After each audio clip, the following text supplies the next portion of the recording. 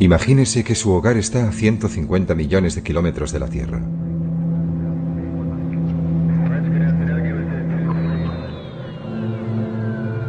Se han establecido los primeros asentamientos humanos en otros lugares del sistema solar.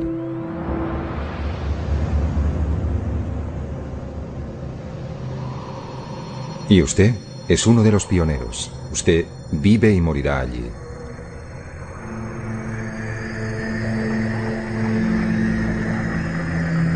Bienvenido al futuro fuera de nuestro planeta madre.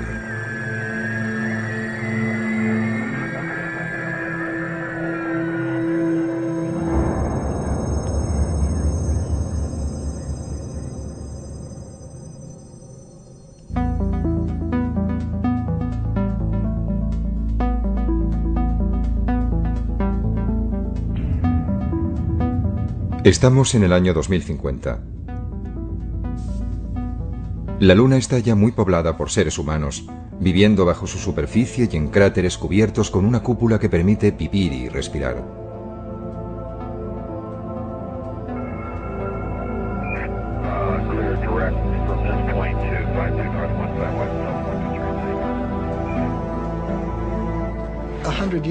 Dentro de 100 años, cuando mis nietos vayan a visitar a alguien en la Luna o vayan a vivir allí, no vivirán en estériles e inertes estructuras metálicas, al igual que a nosotros no nos gustaría hacerlo, ¿sabes? Vivirán en bonitos y bien cuidados parques con árboles de 200 metros de altura y serán capaces de volar como los pájaros.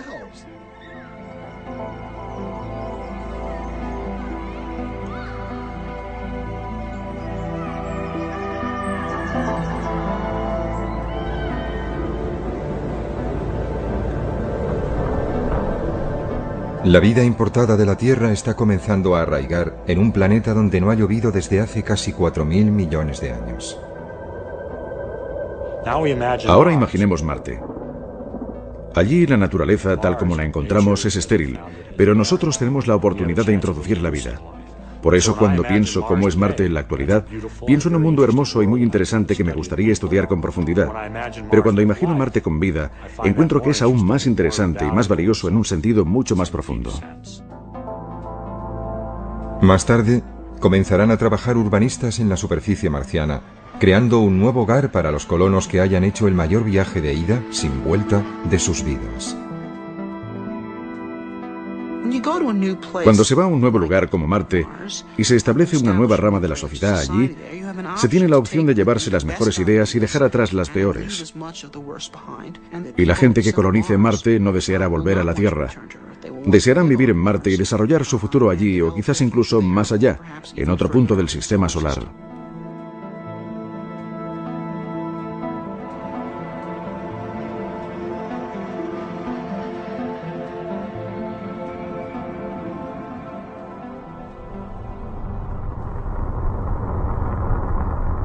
A finales del verano del año 1976, dos sondas idénticas llamadas Viking se posaron sobre Marte.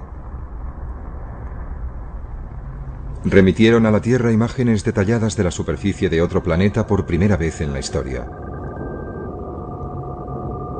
Aunque no encontraron las huellas de vida que habían ido a buscar, la misión Viking completó con éxito diversos experimentos sobre el suelo y el aire marcianos. Fue todo un triunfo científico. Sin embargo, Christopher McKay es un biólogo de la NASA que cree que la ciencia espacial es tan solo una manera de prepararse para algo mucho más importante. Se habla a menudo sobre la explotación del espacio como si su único objetivo fuera científico. Desde ese punto de vista, ciertamente enviar naves tripuladas no es un proyecto rentable. Podemos conseguir mejores datos científicos con robots y sondas automáticas. Pero creo que eso sería errar el tiro. ¿Para qué estamos haciendo ciencia? ¿Por qué estamos explorando científicamente el espacio? Bueno, yo creo que forma parte de una actividad humana mucho más amplia, de un proyecto humano mucho más ambicioso de tratar de anticiparse a los futuros asentamientos humanos fuera de nuestro mundo. Marte es el planeta más cercano y donde será más fácil poder dar nuestro primer paso colonizador. No estamos enviando seres humanos a Marte para hacer ciencia. Estamos enviando seres humanos a Marte. Una de las muchas cosas que harán cuando estén allí será ciencia, pero también escribirán poesía, y gritarán y se enfadarán y harán todo lo que hacen los seres humanos.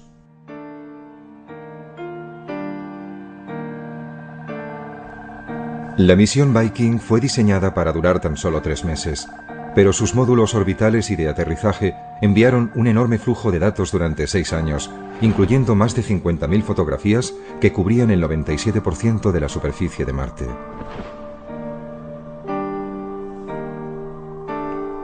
McKay cree que incluso para trabajos científicos, robots como los Viking no deben sustituir a las misiones humanas.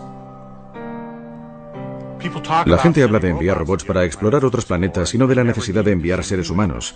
Pero yo encuentro eso totalmente carente de interés. Lo comparo quizá con ir a París, pero en vez realmente de ir a París uno mismo, simplemente enviamos una cámara fotográfica para que tome imágenes. Y cuando la cámara regresa, revelamos las fotos, las miramos, pensamos, bien, fue estupendo, he estado en París.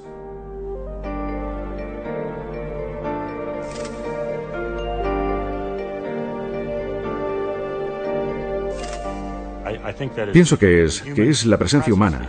La experiencia humana es parte de la motivación para ir, y los seres humanos desearán ir a estos otros mundos.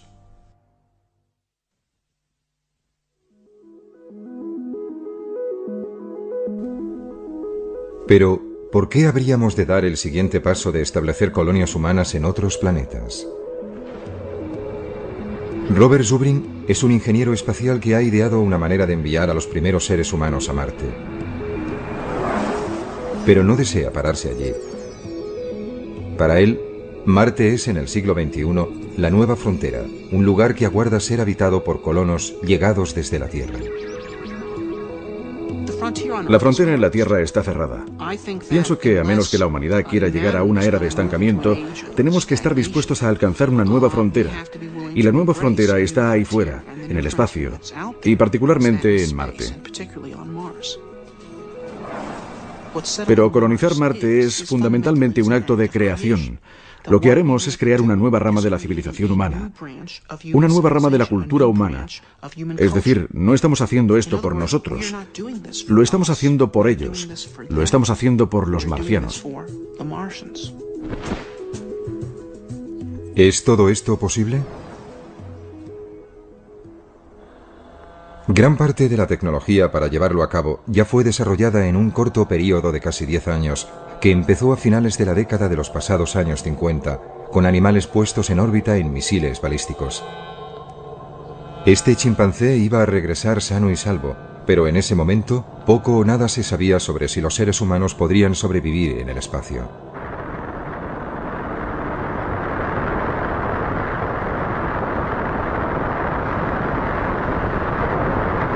Entonces, a principios de la década de los 60, el presidente estadounidense John Kennedy creyó que el premio más grande del decenio estaba a su alcance. El tren con destino al espacio estaba a punto de partir. Hace muchos años, al gran explorador británico George Mallory, que murió en el monte Everest, se le preguntó por qué quería escalarlo. Él contestó, porque está allí. Bien, el espacio está allí y vamos a escalarlo. Y la Luna y los planetas están allí. 1962. Kennedy ofreció este discurso en la Universidad Rice y todavía resuena. Porque esa meta servirá para organizar y para medir lo mejor de nuestras energías y de nuestras habilidades. Fue probablemente el discurso más brillante de la oratoria política estadounidense del siglo XX. Directo donde más dolía. Tenemos que estar dispuestos a aceptar desafíos como este. Y además hay que mantenerlos y cumplirlos. Y Kennedy y su generación estaban dispuestos a ello. Hemos elegido ir a la Luna. Hemos elegido ir a la Luna.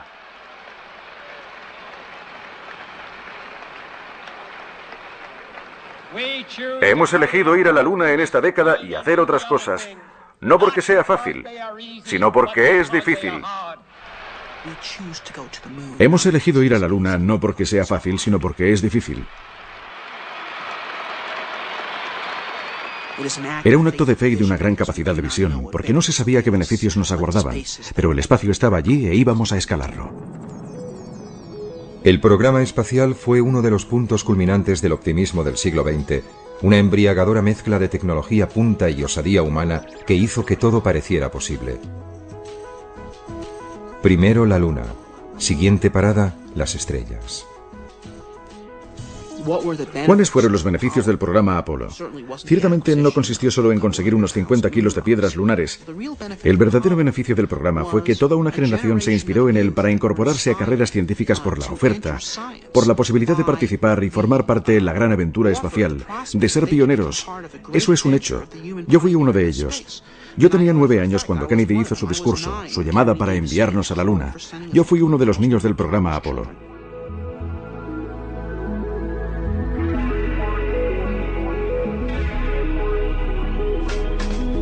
La ambición humana se embarcó a bordo de los cohetes más potentes jamás construidos. Y otros niños del Apolo hacían volar su imaginación, impulsada por un nuevo futuro en el espacio. Niños como Marshall Savage.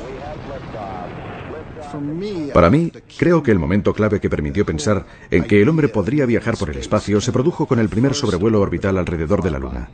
Eso me impresionó, en cierto modo, incluso más que el aterrizaje en la Luna, porque representaba la idea de que aquellos astronautas habían sido los primeros hombres en salir al espacio exterior. Habían abandonado la Tierra. No era un simple vuelo en órbita. Estaban allí, en el espacio profundo. ¡Feliz cumpleaños, mamá!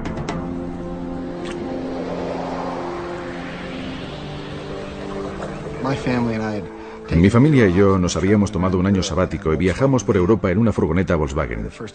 Creo que fuimos la primera familia yuppie que también fue hippie de toda la historia. Estábamos en Nochebuena de 1968, en la isla de Rodas. Un tiempo horrible, lloviendo a cántaros, y el exterior absolutamente oscuro. Estábamos apiñados en nuestra pequeña cápsula que nos servía de soporte vital. Y escuchando la radio oímos a estos individuos, estos hombres, los primeros astronautas verdaderos, y su voz parecía proceder de ultratumba, de las profundidades del espacio. Yo no fui educado en un entorno religioso, pero cuando empezaron a leer el libro del Génesis, y allí estábamos escuchando a esos muchachos en Nochebuena desde el espacio exterior por primera vez. Dios en el principio creó el cielo y la tierra. La tierra no tenía forma y estaba vacía. Las tinieblas cubrían el abismo y el Espíritu de Dios se desplazaba sobre las aguas. Y dijo Dios, que se haga la luz. Me conmovió, y algo en mi interior me dijo que así era el futuro. Y no solamente el futuro de la humanidad, sino mi futuro personal. Estos individuos me estaban hablando a mí.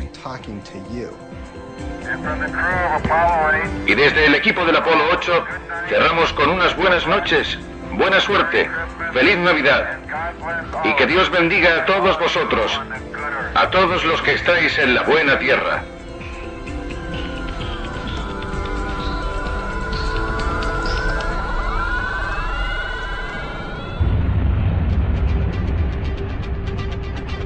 Al partir el Apolo 11 hacia la Luna, el 16 de julio de 1969, el monte Everest de Kennedy estaba a punto de ser conquistado apenas 8 años después de que se anunciara la carrera hacia la superficie de la Luna.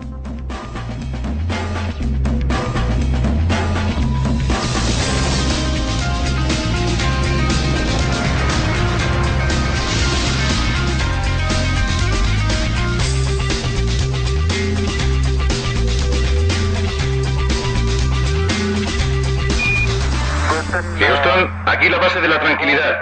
El Águila ha aterrizado.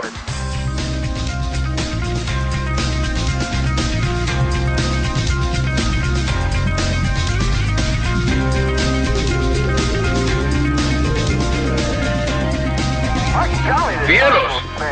Esta vez ha sido rápido. ¡Wow! Lo siento, Charlie. ¡Hermoso! Debo mantenerme atento al volante. Paseando por la Luna un día, en el feliz, feliz mes de diciembre. No, mayo. ¿Mayo? Mayo, es verdad. De nuevo a bordo. Allá vamos. ¡Qué paseo, qué paseo! Al dejar la Luna, los astronautas del Apolo 17, el 14 de diciembre de 1972, el ímpetu para transportar personas hacia el resto del sistema solar se perdió. Desde entonces nadie ha escapado de la órbita de la Tierra.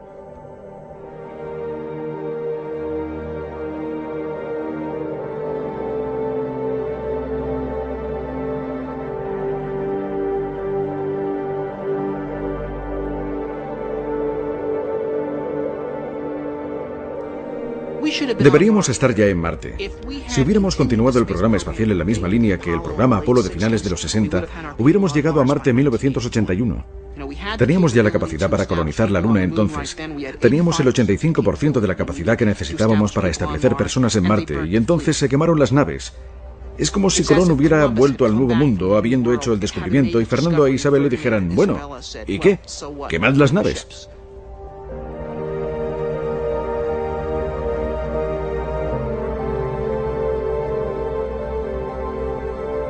En los institutos y en las universidades, decenas de miles de jóvenes esperaban poder satisfacer sus ambiciones como astronautas. Para ellos, el espacio era el futuro. Hacia el final de su adolescencia, Marshall Savage se convenció de que se enrolaría en la próxima y más peligrosa aventura: ir más allá de la Luna. Básicamente, solo quería ir a Marte. No me importaba si era el primero o el 50º o el número 5000. Solo deseaba ir a Marte. Parecía una ambición noble y alcanzable en esa época.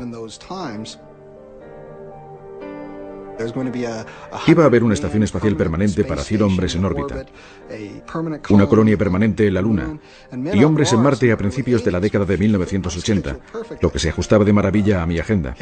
Pero bueno, la historia tomó un rumbo totalmente distinto. Todo el programa espacial a partir del Apolo fue cancelado y no íbamos a ir a ningún sitio.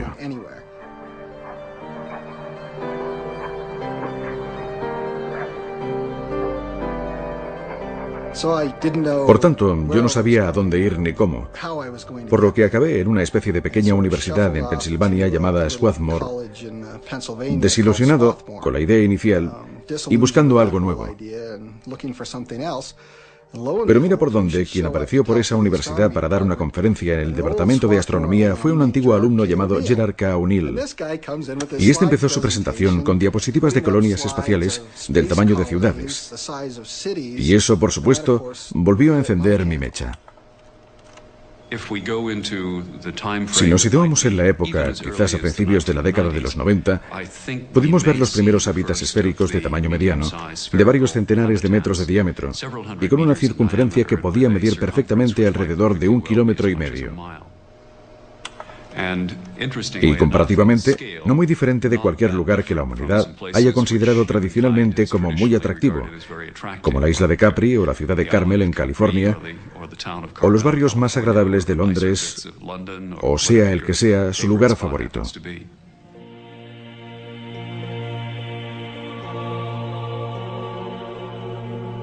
Gerard K. O'Neill fue un profesor de física brillante y respetado en la Universidad de Princeton en New Jersey. Pero su esposa, Tosha, recuerda cómo comenzó su pasión por las colonias espaciales en las clases que impartía a estudiantes que no tenían apenas conocimientos científicos. Él enseñaba un nuevo curso para estudiantes que no estaban realmente interesados en la física, pero que tenían que pasar obligatoriamente este curso, que fue denominado Física para Poetas. Mientras los primeros hombres aterrizaban en la Luna en 1969, O'Neill comenzaba casi como una broma a hacer a sus estudiantes una pregunta acerca de abandonar la Tierra. A largo plazo, ¿es la superficie de la Tierra realmente el mejor lugar para una civilización tecnológica en expansión? ¿Es una superficie planetaria el mejor lugar para una civilización en expansión? Y la respuesta resultó ser no. Gerard O'Neill quería construir sus ciudades espaciales en una órbita entre la Tierra y la Luna. Él denominó este lugar la Alta Frontera. Pero primero, él debía conseguir que su idea fuera tomada en serio. Tardaría 5 años y casi sucedería por accidente tras una reunión en Princeton. Jerry decidió que sería agradable reunir a tanta gente como se pudiera que tuviera interés en estos temas. Y Walter Sullivan, que era entonces el principal redactor científico del New York Times, creyó que era una noticia lo suficientemente atractiva como para publicarla. Y lo hicieron en la primera página del New York Times, lo que cambió radicalmente nuestras vidas. Pero su sueño de vivir en colonias humanas girando libremente en el espacio nunca fue más allá de unas meras recreaciones artísticas y maquetas. Murió de leucemia en 1992. A Jerry, por supuesto, le habría encantado haber ido. Siempre hablamos de ir juntos. Deseé tener el primer restaurante espacial. Ese fue siempre mi sueño. Probablemente no sucederá nunca, pero espero que todavía consiga ir. No soy demasiado vieja, nunca se sabe.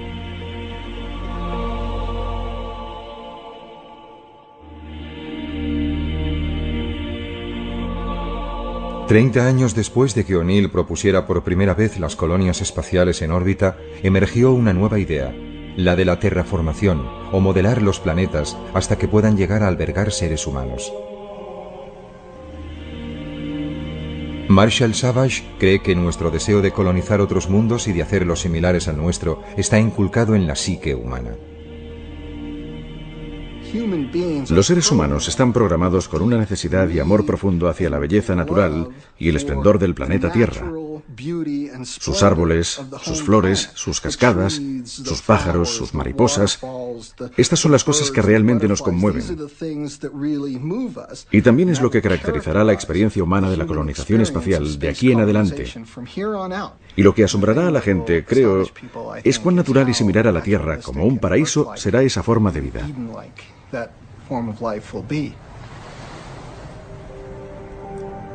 Savage cree que la Luna es capaz de sostener grandes asentamientos humanos.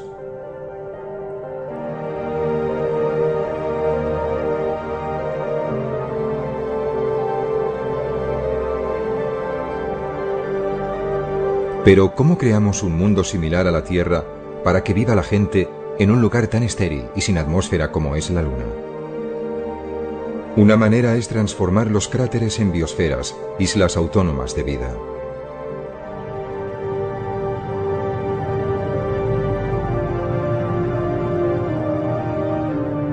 Bajo bóvedas hechas de silicio y de agua, habría oasis de vida vegetal importados de la Tierra.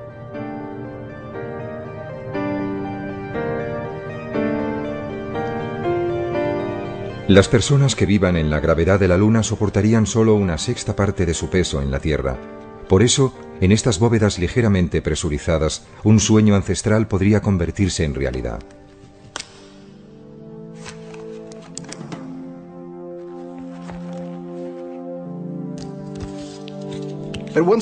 Con una sexta parte de la gravedad, un ser humano puede volar con su propio impulso. Al ponerse y ajustarse unas alas de seda, se podría despegar desde la rama de cualquiera de esos gigantescos árboles. Incluso se podrían utilizar nuestras propias alas y, aleteando nuestros propios brazos, propulsarnos realmente a través del aire como enormes pájaros.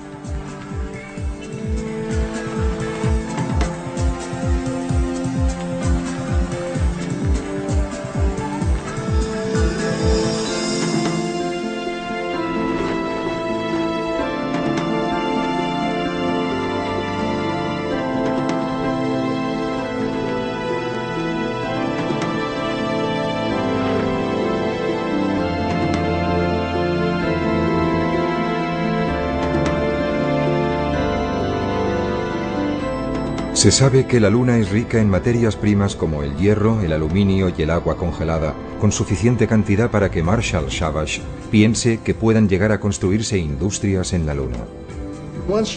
Una vez dispongamos de una pequeña base en un lugar como la Luna, el crecimiento allí puede ser muy rápido. Y durante varios siglos solo habrá trasiego de materiales, arriesgando una actividad industrial como si fuera la Chicago del futuro. Un pequeño planeta con unos grandes hombros, con gente asentando una sólida infraestructura industrial en la Luna.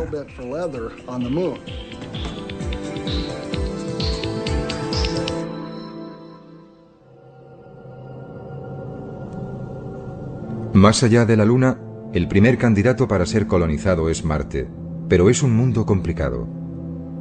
La temperatura global media es inferior a los 25 grados centígrados bajo cero. Y en los polos cubiertos de hielo puede caer hasta por debajo de 90 grados bajo cero. Pero hay pruebas de que Marte fue alguna vez un planeta húmedo y más cálido, no muy distinto de la Tierra. Las cicatrices de su superficie sugieren que alguna vez fue surcada por ríos y mares. ¿A dónde fue a parar el agua entonces? Un poco de ella se halla aprisionada en los dos casquetes polares, pero también pudiera ser que existiera atrapada bajo su superficie. Marte tiene también otros ingredientes que harían posible una terraformación, y no solo en el interior de algunas cúpulas, sino en el planeta entero. Marte tiene todos los recursos necesarios para albergar la vida en su superficie. De alguna manera, hay carbono, dióxido de carbono, agua. Ahora está congelada, pero ya idearemos cómo derretirla. Hay nitrógeno, luz solar. Todos los recursos precisos para sustentar la vida están disponibles, y quizá incluso para hacer un planeta independiente económicamente. Y el desafío siguiente es calentar el planeta y hacer que estos elementos pasen de su estado congelado actual en la superficie a la atmósfera de nuevo. Y hemos aprendido cómo hacerlo eso en la Tierra. Estamos lanzando a la atmósfera gases que provocan el efecto invernadero de manera miles de veces más efectiva que el dióxido de carbono y que crean un manto alrededor de la Tierra que la mantiene caliente. Ahora en la Tierra eso quizás no es una buena idea, pero en Marte es justo lo que necesitamos para calentar ese mundo, para derretir su hielo y para lanzar todos esos elementos de nuevo a la atmósfera. Para fabricar estos gases se necesita carbono, hidrógeno, cloro y flúor. Todos estos elementos pueden estar disponibles en Marte. Podrían ser extraídos desde la superficie de Marte, puestos en sus debidas proporciones en fábricas robotizadas y después ser bombeados a través de chimeneas en enormes cantidades. Pondrían en marcha un efecto invernadero autoalimentado. Los casquetes polares se derretirían y la superficie de Marte sería transformada en algo que se parecería mucho a la Tierra. Aparecerían grandes océanos y lagos, y la atmósfera comenzaría a espesarse y a cambiar. La temperatura media en la superficie de Marte se elevaría desde 25 grados bajo cero a algunos grados por encima del punto de congelación.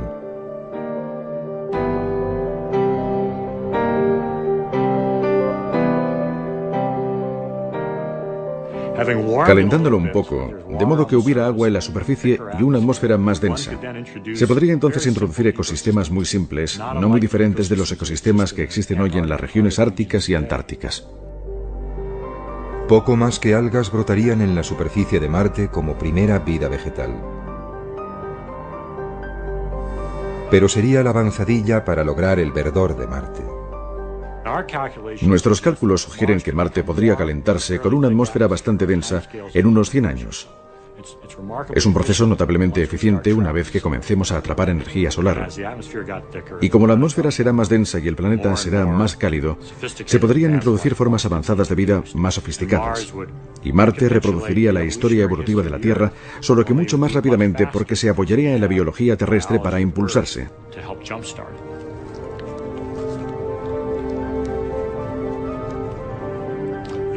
Es posible que si Marte fuese lo bastante cálido, quizá dentro de 100 años o algo así, podrían desarrollarse verdaderos bosques. Podríamos imaginar bosques de pinos como se ven en las laderas de una montaña terrestre creciendo en Marte. Para Christopher McKay, desarrollar la vida en Marte es una obligación que compete a los humanos como única especie inteligente. Pienso que debe haber vida en forma microbiana y simple en cualquier planeta que tenga agua líquida o que sea remotamente similar a la Tierra. Pienso que la vida es un hecho común. Sobre la inteligencia, pienso que es un tema más complejo. De hecho, creo que la inteligencia es rara, escasa. Quizá incluso única en la Tierra. Pienso que sería un error no utilizar nuestra inteligencia y que actuáramos como cualquier animal. Debemos decir, ¿cuál es nuestro papel como miembros inteligentes de esta comunidad? ¿Qué podemos hacer para ayudar o mejorar? Y pienso que la respuesta es diseminar la vida, transportándola desde su origen aquí en la Tierra y llevándola a todas partes. Nosotros, como especie inteligente, somos los únicos que podemos hacerlo. Es una tarea digna como especie. Sería como construir pirámides y catedrales. Es algo que podemos hacer como regalo al resto del universo.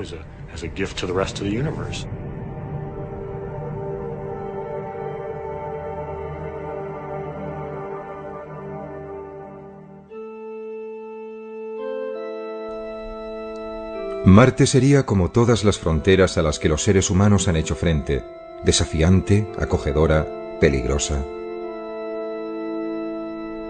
Pero ¿qué es lo que podría motivar a una gran cantidad de personas para emprender un viaje que podría durar un año a un frío y lejano planeta? Una respuesta se puede encontrar entre las reliquias de la historia reciente de los Estados Unidos. En el siglo XIX, una idea arraigó en los Estados Unidos que vio cómo centenares de miles de hombres y mujeres embarcaban en carruajes y trenes hacia el oeste.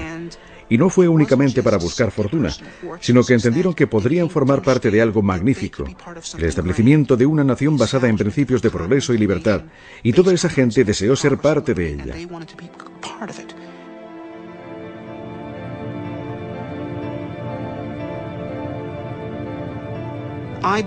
Creo que cuando llegue a ser tecnológicamente posible colonizar Marte, tal como creo que sucederá en breve, habrá un gran número de personas dispuestas a participar, independientemente de las dificultades que conlleve.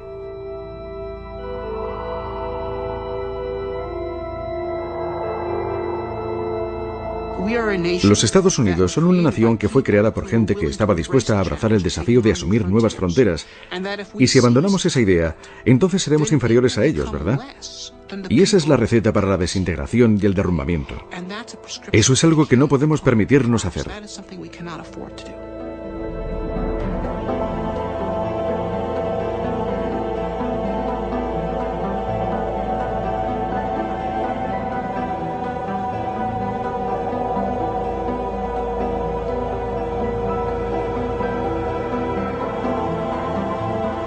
Robert Zubrin ha ideado una manera de transportar a los primeros seres humanos a Marte de forma relativamente barata, conocida como Marte Directo. Es una idea que ha sido bien acogida por la NASA. Utilizaríamos la misma técnica para explorar Marte que la que utilizaron los pioneros en la Tierra, que es viajar ligeros y vivir de la propia Tierra. Primer lanzamiento. Enviaríamos a Marte un vehículo con capacidad de regresar a la Tierra, pero sin nadie en su interior.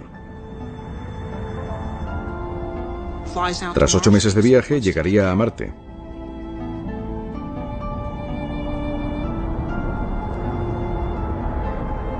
Aterrizaría y accionaría una bomba que aspiraría el aire de Marte, que es de dióxido de carbono, y se le haría reaccionar con un poco de hidrógeno traído desde la Tierra, lo cual permitiría aprovisionar al cohete con oxígeno y metano que usaría para propulsarse. Así tendríamos ahora un vehículo completamente aprovisionado de combustible para volver a la Tierra, esperándonos en la superficie de Marte. Si entonces enviáramos a la siguiente tripulación, como el vehículo de vuelta ya les estaría esperando en Marte, no sería preciso que se desplazaran en esas gigantescas naves galácticas de combate. Aterrizarían en Marte cerca del vehículo de regreso, lo utilizarían como su hogar durante 1 año y medio, y al final de ese tiempo se introducirían en el vehículo, despegarían y viajarían directamente de nuevo a la Tierra. Abandonarían su propia estación en Marte, por lo que cada vez que tuviera lugar un viaje, se agregaría otro habitáculo a la base y gradualmente iríamos construyendo el primer establecimiento humano en un mundo nuevo.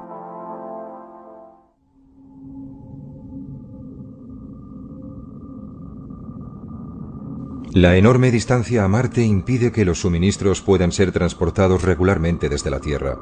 Por eso, los primeros colonos deberán excavar para extraer materiales de construcción, almacenar agua, fabricar oxígeno y hacer crecer su alimento directamente de Marte. Pero pronto dominarían las técnicas para vivir de la Tierra.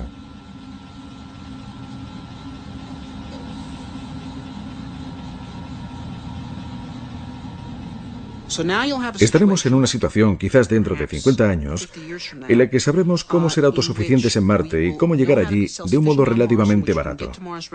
Y en ese punto creo que comenzará la inmigración a gran escala.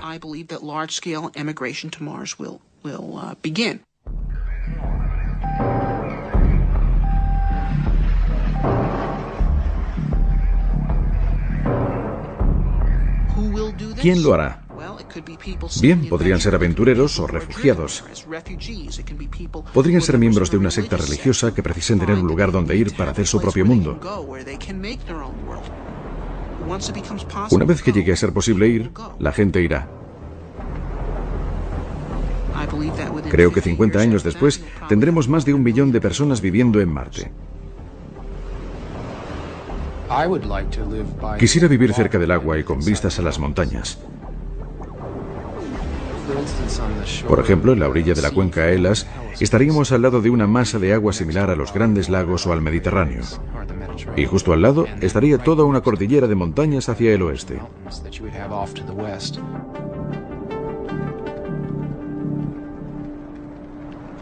Desde su hogar, situado en el norte de California, el escritor de ciencia ficción Kim Stanley Robinson imaginó cómo sería la vida en un Marte terraformado. Pero la inspiración para sus novelas procede de las imágenes emitidas por la sonda Viking de unas tierras desoladas y áridas. Me interesó de Marte su aspecto salvaje. Estoy interesado en pasar tiempo en las montañas por encima del arbolado y en los desiertos del oeste americano. Por eso, cuando llegaron los primeros datos de las Viking, lo que mostraron es un Marte con un paisaje espectacular. Y estas características despertaron mi interés y pensé que sería un gran lugar para ir de acampada con mi mochila. Viking reveló que Marte era como el sueño de un turista. El Valle Marineris es un abismo de 4.000 kilómetros de largo y hasta 8 kilómetros de profundidad, 200 kilómetros de ancho y más de 10 veces mayor que el Gran Cañón del Colorado. El Olympus Mons es un volcán extinto que se eleva 25 kilómetros sobre los llanos circundantes. Es casi 3 veces más alto que el monte Everest.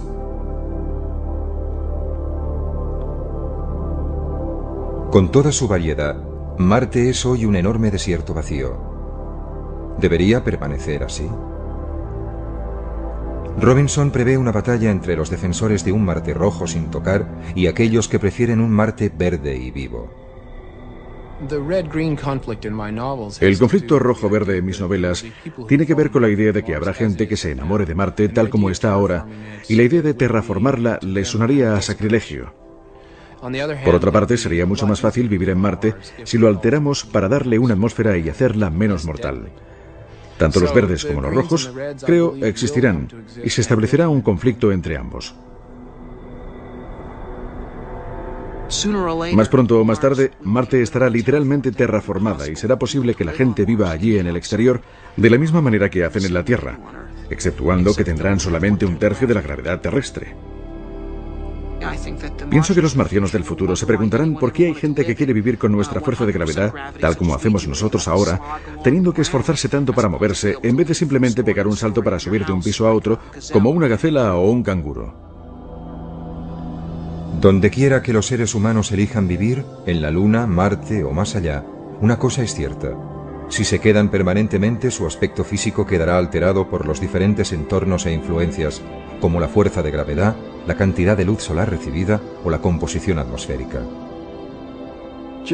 Solo la ocupación de esa clase de entornos va a cambiar a la gente que viva allí en una especie casi enteramente nueva y distinta. Después de 1 o 2 generaciones como máximo, por ejemplo, la gente que sea nativa de la Luna podrá ser varias decenas de centímetros más alta que la gente que sea nativa de la Tierra.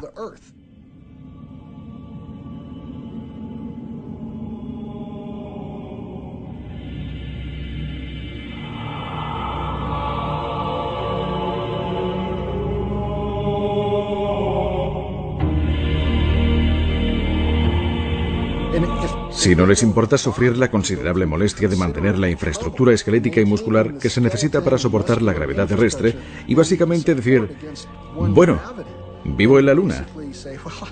Y ¿sabe? Nunca me voy a desplazar a la Tierra excepto en vídeo o mediante dispositivos oculares holográficos. Voy a ser un selenita. Bueno, estas personas van a ser muy altas y muy delgadas, con una musculatura mínima, y después de cierto número de generaciones podemos encontrarnos literalmente con que los genotipos han evolucionado en una dirección propia diferente.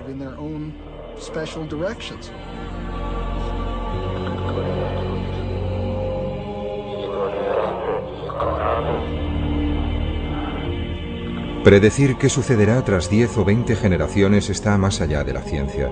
Tendríamos que tener una gran imaginación incluso para elucubrar el aspecto de los colonos más remotos y aislados. En última instancia, a donde vamos con todo esto es al verdadero universo de Star Trek. Probablemente se haya dado cuenta de que en Star Trek vuelan por toda la galaxia y se encuentran con todo tipo de alienígenas, pero todos tienen básicamente 2 brazos y 2 piernas, y quizá unos cuernecillos en su frente. Bien, pienso que en algunos miles o millones de años eso será una realidad, pero la razón es porque todas esas especies habrán tenido su raíz original en la Tierra. Y entonces, en función de su medio ambiente familiar, seguirán una línea genética totalmente distinta de cualquier otra, todos con un origen común, pero de aspecto tan distinto como los vulcanianos y klingons.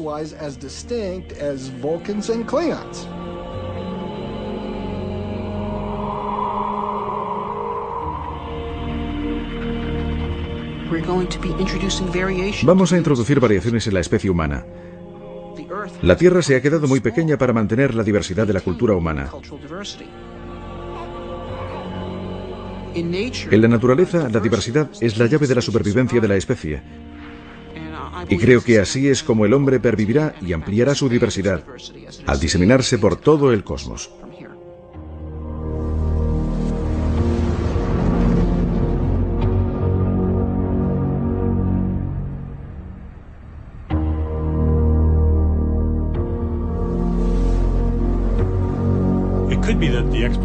Pudiera ser que la exploración del espacio fuese inevitable. Hablamos de seres humanos y de su curiosidad natural para explorar, pero esta podría ser una característica más fundamental de la vida en sí misma. La vida podría ser un fenómeno que, por ejemplo, como un fuego, necesita crecer constantemente para mantenerse. Tiene que arder constantemente para que se mantenga. La vida puede ser así también. Puede ser que necesite estar constantemente en expansión y en crecimiento hacia nuevas fronteras para permanecer viva como un sistema global.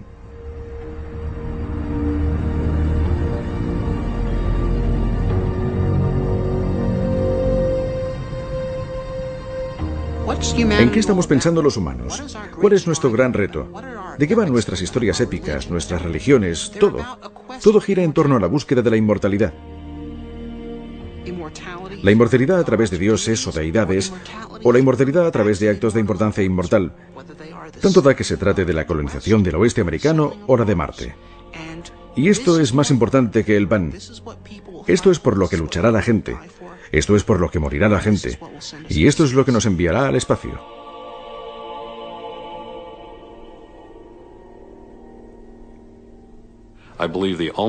Creo que la única manera de salir al espacio es haciendo el espacio rentable.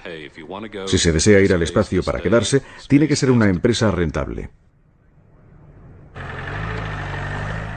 En Steamboat Springs, Colorado, Estados Unidos, Jim Benson está planeando cómo ganar dinero gracias al espacio. En 1990 o 1991, mientras leía el Washington Post, vi un pequeño artículo. Se había encontrado un asteroide, el Dorado, y resultó ser una bola sólida de acero inoxidable valorada en $80 billones. Y pensé, bien, si este asteroide vale $80 billones, debo averiguar si hay más como él. Casi 500 asteroides han sido descubiertos hasta ahora pasando cerca de la órbita de la Tierra. Poco se sabe sobre ellos, pero todos podrían ser inmensamente ricos en minerales. Los asteroides metálicos me fascinaron porque tienen concentraciones muy altas de oro y de todos los metales del grupo del platino. Pero es extremadamente difícil extraer el metal de ellos. Llegaríamos a una montaña de acero inoxidable y resultaría casi imposible hacerla pedazos o excavarla.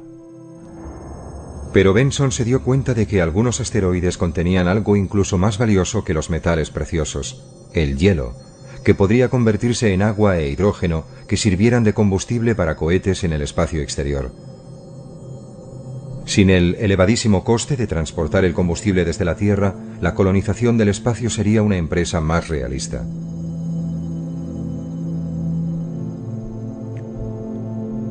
Así, Benson montó una empresa para construir una pequeña sonda diseñada para ir a inspeccionar si había hielo en los asteroides.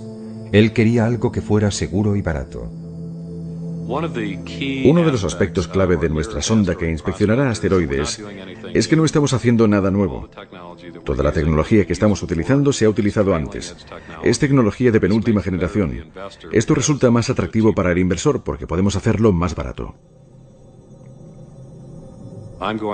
Estoy haciendo esto para abrir el espacio a la humanidad y también para ganar dinero con ello. Hola, Jim Benson. Creo que las empresas comerciales pueden ganar dinero en el espacio. Y una vez que lo hagamos, todos verán que puede ser así. Y eso ampliará la visión de futuro para toda la gente que desea salir, construir colonias espaciales, extraer minerales de los asteroides y vivir en la Luna o en Marte. Jim Benson hizo su primera fortuna en el negocio de los ordenadores. Está convencido de que va a hacer su segunda en el espacio. Si retrocedemos 20 años, al principio de la revolución de los ordenadores personales, nadie sabía qué estaba sucediendo. Nadie sabía quiénes serían los ganadores o los perdedores. Pero hoy tenemos muchísimos millonarios gracias a ellos. Estamos ahora en el mismo punto con la comercialización del espacio. Cualquier cosa puede suceder, y gran parte de ellas sucederán.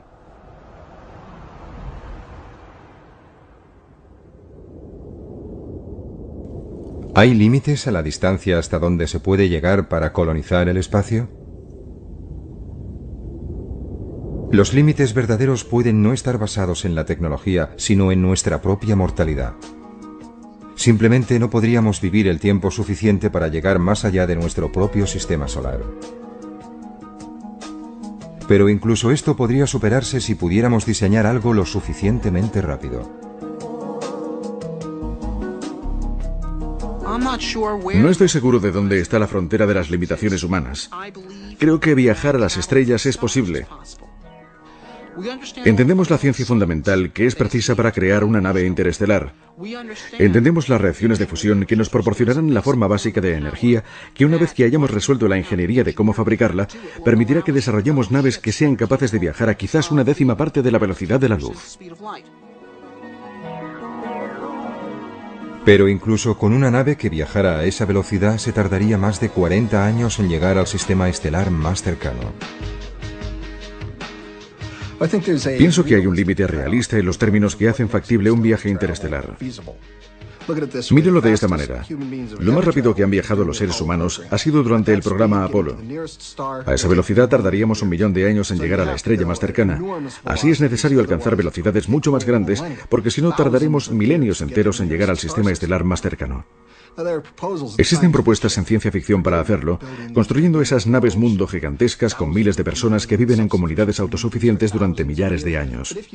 Pero si lo hiciéramos así, le garantizo que para cuando llegáramos a la estrella más cercana, una nueva civilización se habría desarrollado ya en ella, en esa nueva estrella, poblada por gente que salió mucho antes desde la Tierra, usando la capacidad industrial de nuestro planeta para construir cohetes de antimateria o algo realmente bueno que se desplazara al 50% de la velocidad de la luz.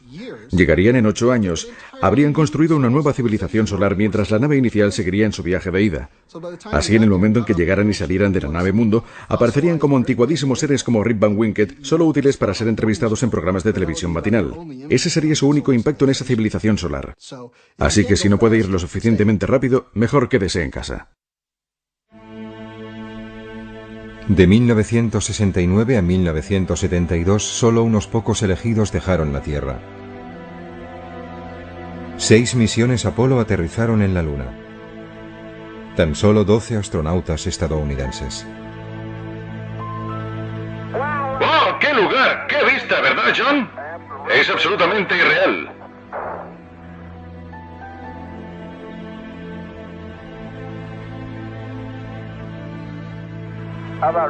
¿Qué tal si la hacemos rodar?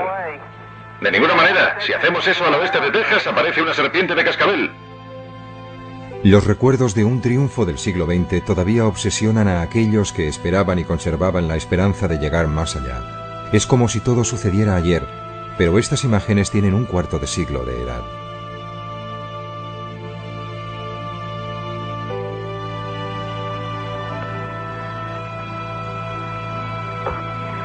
No, papá no pegará.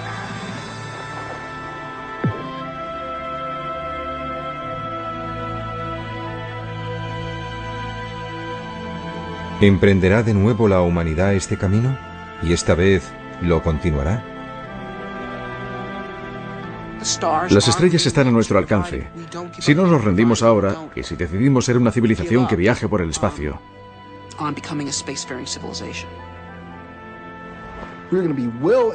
vamos a estar bien atrincherados en el medio ambiente estelar. Habrá 50 civilizaciones cada vez más grandes en el cielo. Caminaremos por la noche en la Tierra y miraremos hacia arriba y nombraremos lugares físicos, la verdadera geografía del cielo nocturno de las estrellas que están habitadas y la clase de gente que vive allí. Y eso va a suceder en apenas la cantidad de tiempo que nos separa de las ondas Viking.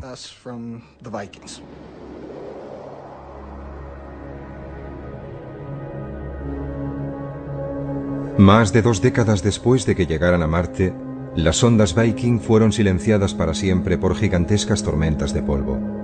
Si no tiene lugar la colonización humana del espacio, las sondas Viking se convertirán en solitarios monumentos conmemorativos de un sueño fracasado.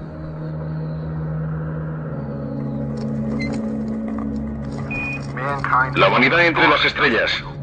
Esto es para lo que hemos nacido y allí es hacia donde nos dirigimos. De acuerdo, Bob, tengo mis herramientas justo aquí. Sal aquí y mándame un saludo. Tenemos una vista hermosa de ese 4BN y de la Tierra a la vez. Intentaré conseguir una foto para ti.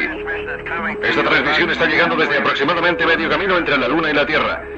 Nos queda poco menos de 40 horas para llegar a la Luna. Así es, ahí lo tienes. Un vasto y solitario tipo de existencia prohibida para la expansión de la nada. La felicidad son trocitos de tocino para desayunar. ¡No te los comas todos!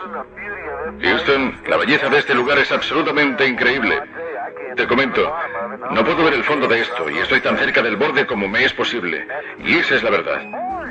¡Naranja! Sí que lo es. Puedo verlo desde aquí, es naranja. Nos han dicho que hay un Papá Noel.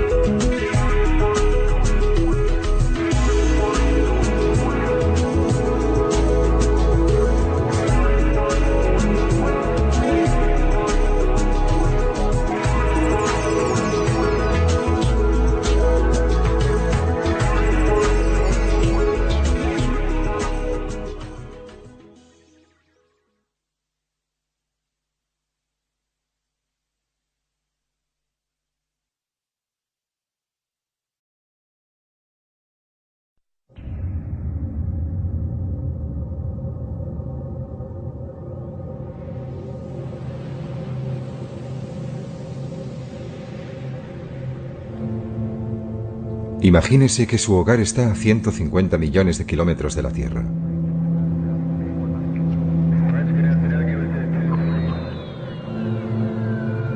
Se han establecido los primeros asentamientos humanos en otros lugares del sistema solar.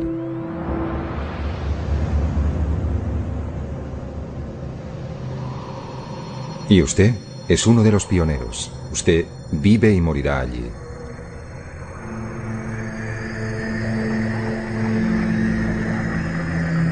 Bienvenido al futuro fuera de nuestro planeta madre.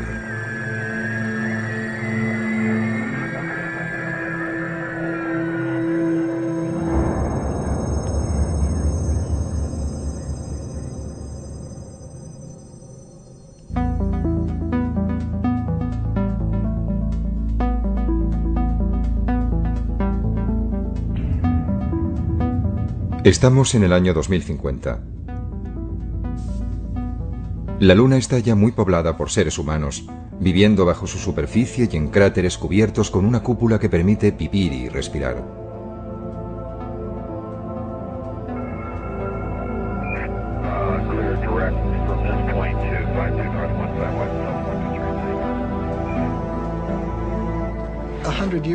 Dentro de 100 años, cuando mis nietos vayan a visitar a alguien en la Luna o vayan a vivir allí, no vivirán en estériles e inertes estructuras metálicas, al igual que a nosotros no nos gustaría hacerlo, ¿sabes? Vivirán en bonitos y bien cuidados parques con árboles de 200 metros de altura y serán capaces de volar como los pájaros.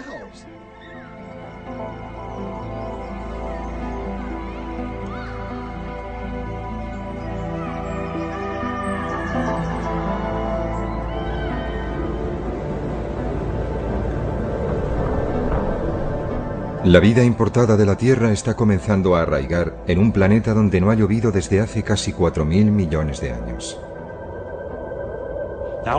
Ahora imaginemos Marte. Allí la naturaleza, tal como la encontramos, es estéril, pero nosotros tenemos la oportunidad de introducir la vida. Por eso, cuando pienso cómo es Marte en la actualidad, pienso en un mundo hermoso y muy interesante que me gustaría estudiar con profundidad. Pero cuando imagino Marte con vida, encuentro que es aún más interesante y más valioso en un sentido mucho más profundo. Más tarde, comenzarán a trabajar urbanistas en la superficie marciana, creando un nuevo hogar para los colonos que hayan hecho el mayor viaje de ida, sin vuelta, de sus vidas. Cuando se va a un nuevo lugar como Marte y se establece una nueva rama de la sociedad allí, se tiene la opción de llevarse las mejores ideas y dejar atrás las peores. Y la gente que colonice Marte no deseará volver a la Tierra. Desearán vivir en Marte y desarrollar su futuro allí o quizás incluso más allá, en otro punto del sistema solar.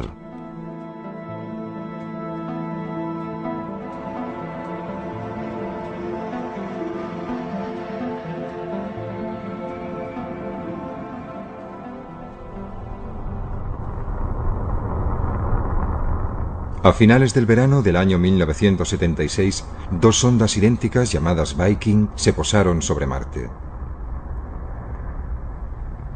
Remitieron a la Tierra imágenes detalladas de la superficie de otro planeta por primera vez en la historia. Aunque no encontraron las huellas de vida que habían ido a buscar, la misión Viking completó con éxito diversos experimentos sobre el suelo y el aire marcianos. Fue todo un triunfo científico.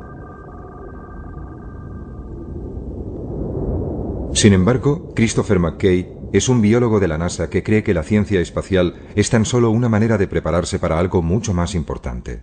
Se habla a menudo sobre la explotación del espacio como si su único objetivo fuera científico. Desde ese punto de vista, ciertamente enviar naves tripuladas no es un proyecto rentable. Podemos conseguir mejores datos científicos con robots y sondas automáticas. Pero creo que eso sería errar el tiro. ¿Para qué estamos haciendo ciencia? ¿Por qué estamos explorando científicamente el espacio? Bueno, yo creo que forma parte de una actividad humana mucho más amplia, de un proyecto humano mucho más ambicioso de tratar de anticiparse a los futuros asentamientos humanos fuera de nuestro mundo. Marte es el planeta más cercano y donde será más fácil poder dar nuestro primer paso colonizador. No estamos enviando seres humanos a Marte para hacer ciencia. Estamos enviando seres humanos a Marte. Una de las muchas cosas que harán cuando estén allí será ciencia, pero también escribirán poesía, y gritarán y se enfadarán y harán todo lo que hacen los seres humanos.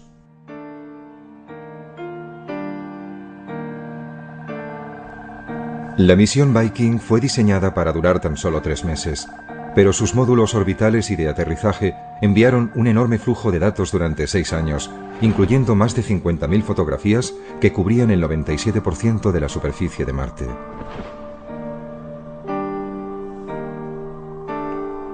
McKay cree que incluso para trabajos científicos, robots como los Viking no deben sustituir a las misiones humanas. La gente habla de enviar robots para explorar otros planetas y no de la necesidad de enviar seres humanos. Pero yo encuentro eso totalmente carente de interés. Lo comparo quizá con ir a París, pero en vez realmente de ir a París uno mismo, simplemente enviamos una cámara fotográfica para que tome imágenes. Y cuando la cámara regresa, revelamos las fotos, las miramos, pensamos, bien, fue estupendo, he estado en París.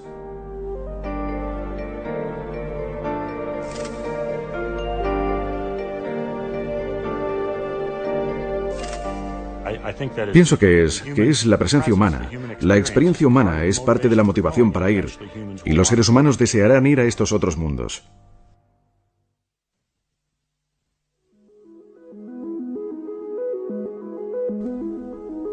Pero, ¿por qué habríamos de dar el siguiente paso de establecer colonias humanas en otros planetas?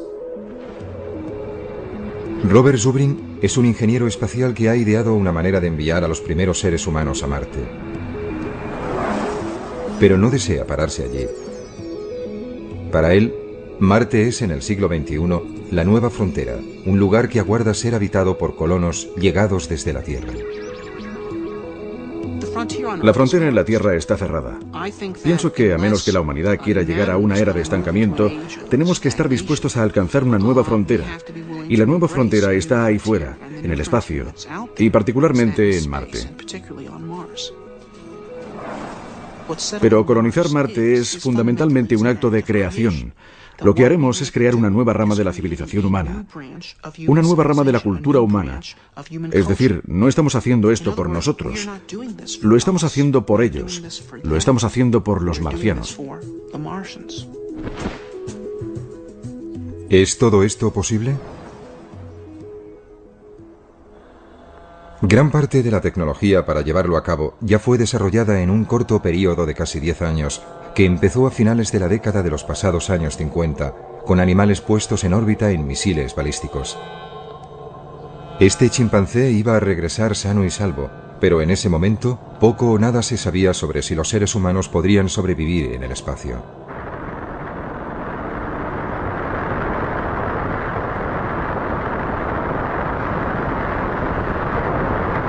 Entonces, a principios de la década de los 60, el presidente estadounidense John Kennedy creyó que el premio más grande del decenio estaba a su alcance. El tren con destino al espacio estaba a punto de partir. Hace muchos años, al gran explorador británico George Mallory, que murió en el monte Everest, se le preguntó por qué quería escalarlo. Él contestó: porque está allí. Bien, el espacio está allí y vamos a escalarlo. Y la Luna y los planetas están allí. 1962. Kennedy ofreció este discurso en la Universidad Rice y todavía resuena. Porque esa meta servirá para organizar y para medir lo mejor de nuestras energías y de nuestras habilidades. Fue probablemente el discurso más brillante de la oratoria política estadounidense del siglo XX. Directo donde más dolía. Tenemos que estar dispuestos a aceptar desafíos como este. Y además hay que mantenerlos y cumplirlos. Y Kennedy y su generación estaban dispuestos a ello. Hemos elegido ir a la Luna. Hemos elegido ir a la Luna.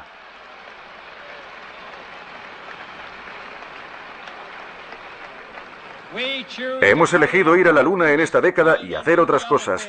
No porque sea fácil, sino porque es difícil. Hemos elegido ir a la Luna no porque sea fácil, sino porque es difícil. Era un acto de fe y de una gran capacidad de visión, porque no se sabía qué beneficios nos aguardaban, pero el espacio estaba allí e íbamos a escalarlo. El programa espacial fue uno de los puntos culminantes del optimismo del siglo XX, una embriagadora mezcla de tecnología punta y osadía humana que hizo que todo pareciera posible.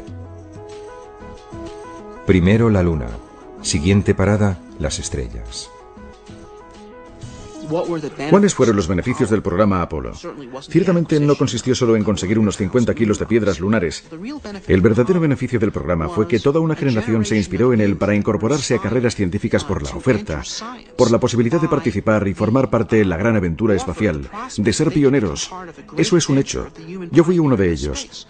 Yo tenía 9 años cuando Kennedy hizo su discurso, su llamada para enviarnos a la Luna. Yo fui uno de los niños del programa Apolo.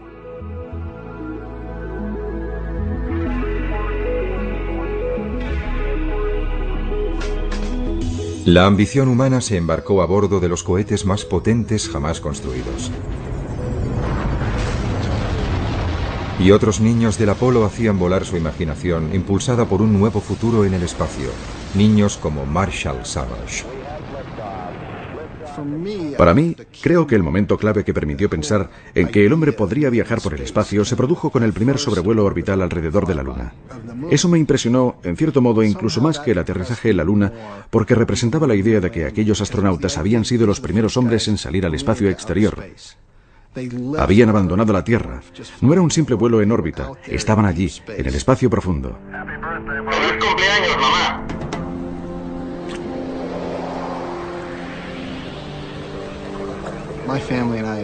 Mi familia y yo nos habíamos tomado un año sabático y viajamos por Europa en una furgoneta Volkswagen.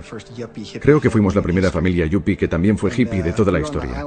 Estábamos en Nochebuena de 1968, en la isla de Rodas.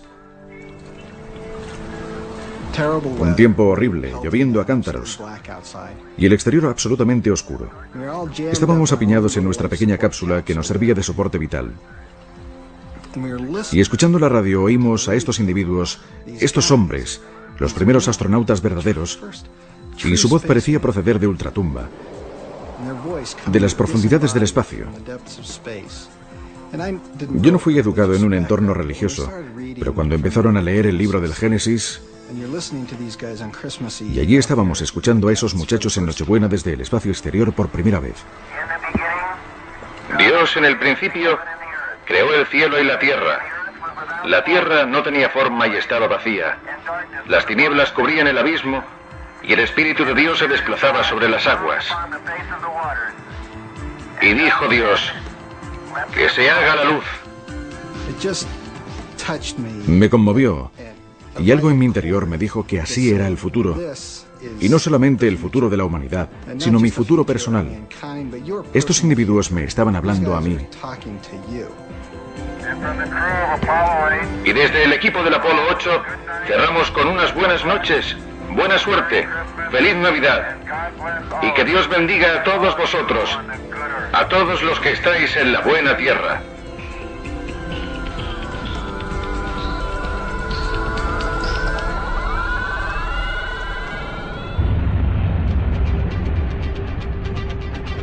Al partir el Apolo 11 hacia la Luna, el 16 de julio de 1969, el monte Everest de Kennedy estaba a punto de ser conquistado apenas 8 años después de que se anunciara la carrera hacia la superficie de la Luna.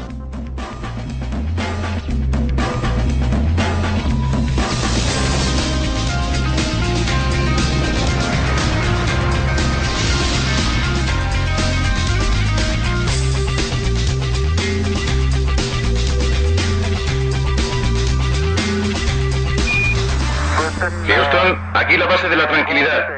El Águila ha aterrizado.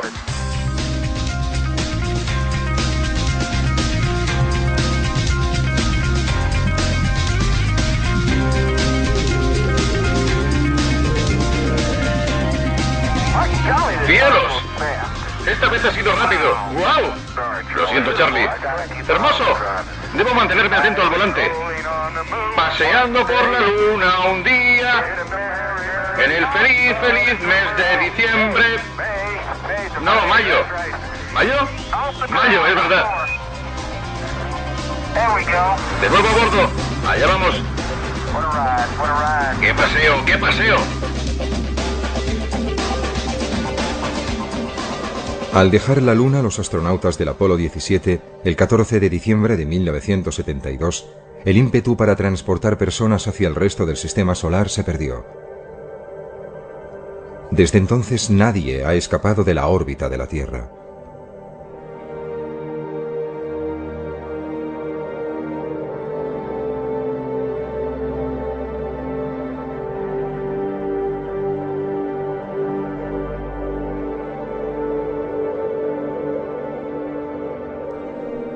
Deberíamos estar ya en Marte.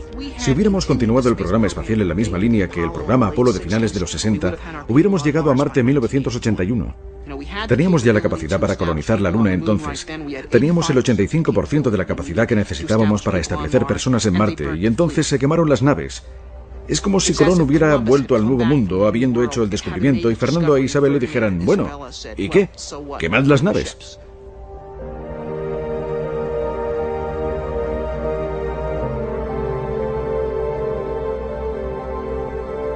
En los institutos y en las universidades, decenas de miles de jóvenes esperaban poder satisfacer sus ambiciones como astronautas. Para ellos, el espacio era el futuro. Hacia el final de su adolescencia, Marshall Savage se convenció de que se enrolaría en la próxima y más peligrosa aventura: ir más allá de la Luna. Básicamente, solo quería ir a Marte. No me importaba si era el primero o el 50.000 o el número 5000. Solo deseaba ir a Marte. Parecía una ambición noble y alcanzable en esa época.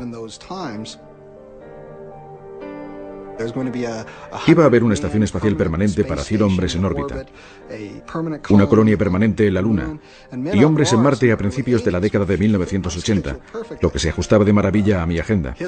Pero bueno, la historia tomó un rumbo totalmente distinto. Todo el programa espacial a partir del Apolo fue cancelado y no íbamos a ir a ningún sitio.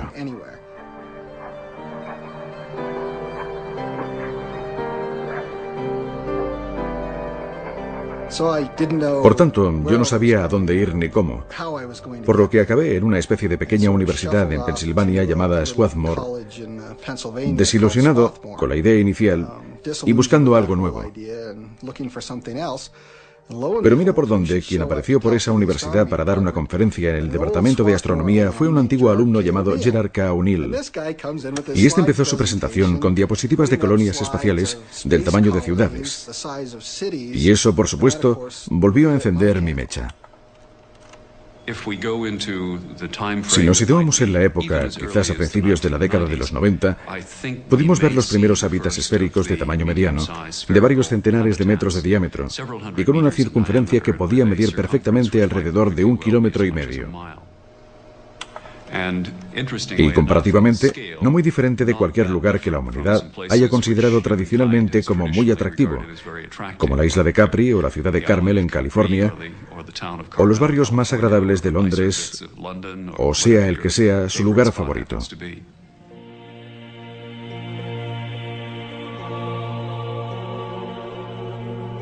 Gerard K. O'Neill fue un profesor de física brillante y respetado en la Universidad de Princeton, en New Jersey. Pero su esposa, Tosha, recuerda cómo comenzó su pasión por las colonias espaciales en las clases que impartía a estudiantes que no tenían apenas conocimientos científicos. Él enseñaba un nuevo curso para estudiantes que no estaban realmente interesados en la física, pero que tenían que pasar obligatoriamente este curso, que fue denominado Física para Poetas. Mientras los primeros hombres aterrizaban en la Luna en 1969, O'Neill comenzaba casi como una broma a hacer a sus estudiantes una pregunta acerca de abandonar la Tierra. A largo plazo, ¿es la superficie de la Tierra realmente el mejor lugar para una civilización tecnológica en expansión?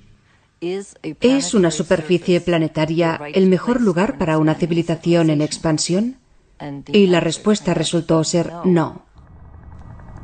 Gerard O'Neill quería construir sus ciudades espaciales en una órbita entre la Tierra y la Luna. Él denominó este lugar la Alta Frontera. Pero primero, él debía conseguir que su idea fuera tomada en serio. Tardaría 5 años y casi sucedería por accidente tras una reunión en Princeton. Jerry decidió que sería agradable reunir a tanta gente como se pudiera que tuviera interés en estos temas. Y Walter Sullivan, que era entonces el principal redactor científico del New York Times, creyó que era una noticia lo suficientemente atractiva como para publicarla. Y lo hicieron en la primera página del New York Times, lo que cambió radicalmente nuestras vidas. Pero su sueño de vivir en colonias humanas girando libremente en el espacio nunca fue más allá de unas meras recreaciones artísticas y maquetas. Murió de leucemia en 1992. A Jerry, por supuesto, le habría encantado haber ido. Siempre hablamos de ir juntos.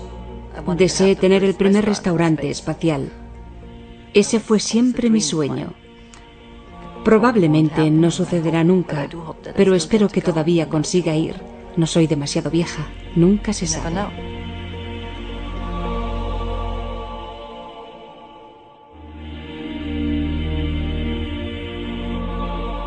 30 años después de que O'Neill propusiera por primera vez las colonias espaciales en órbita, emergió una nueva idea, la de la terraformación, o modelar los planetas hasta que puedan llegar a albergar seres humanos.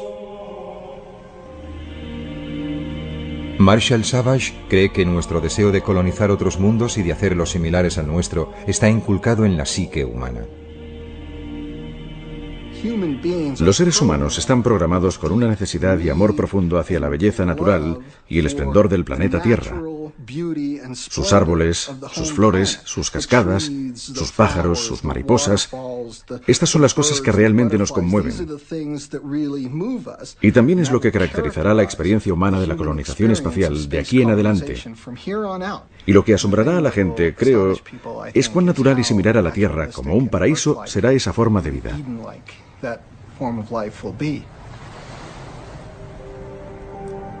Savage cree que la Luna es capaz de sostener grandes asentamientos humanos.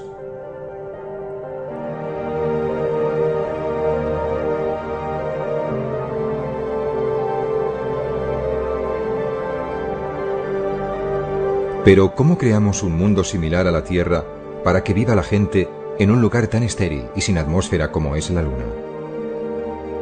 Una manera es transformar los cráteres en biosferas, islas autónomas de vida.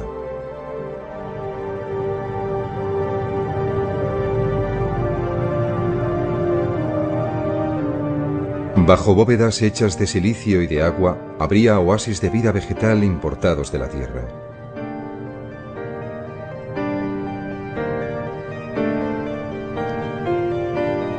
Las personas que vivan en la gravedad de la Luna soportarían solo una sexta parte de su peso en la Tierra. Por eso, en estas bóvedas ligeramente presurizadas, un sueño ancestral podría convertirse en realidad.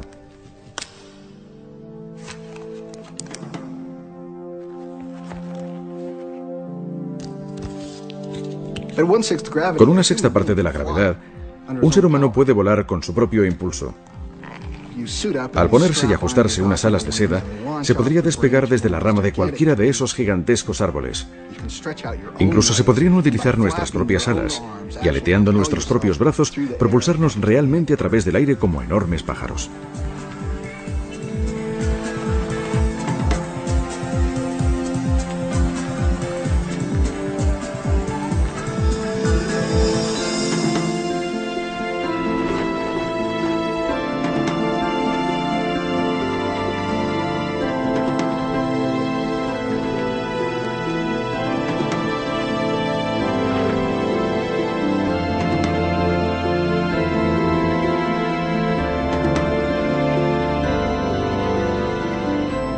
Se sabe que la Luna es rica en materias primas como el hierro, el aluminio y el agua congelada, con suficiente cantidad para que Marshall Shavash piense que puedan llegar a construirse industrias en la Luna. Una vez dispongamos de una pequeña base en un lugar como la Luna, el crecimiento allí puede ser muy rápido. Y durante varios siglos solo habrá trasiego de materiales, arriesgando una actividad industrial como si fuera la Chicago del futuro. Un pequeño planeta con unos grandes hombros, con gente asentando una sólida infraestructura industrial en la Luna.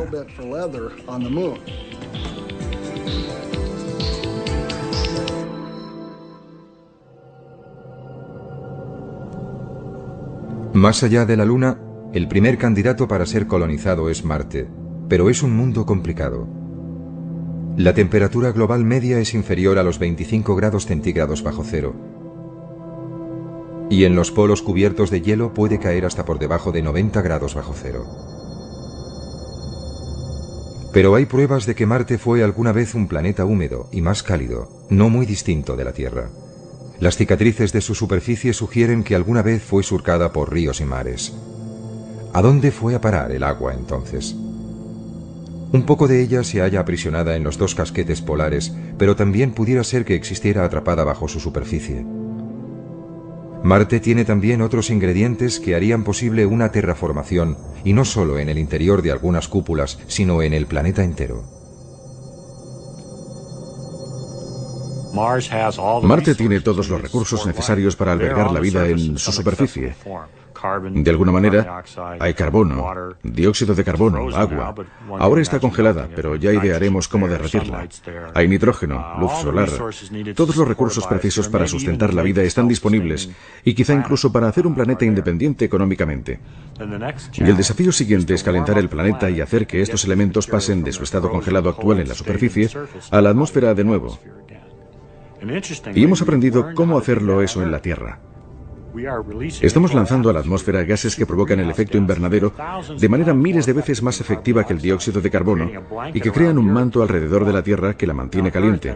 Ahora en la Tierra eso quizás no es una buena idea, pero en Marte es justo lo que necesitamos para calentar ese mundo, para derretir su hielo y para lanzar todos esos elementos de nuevo a la atmósfera.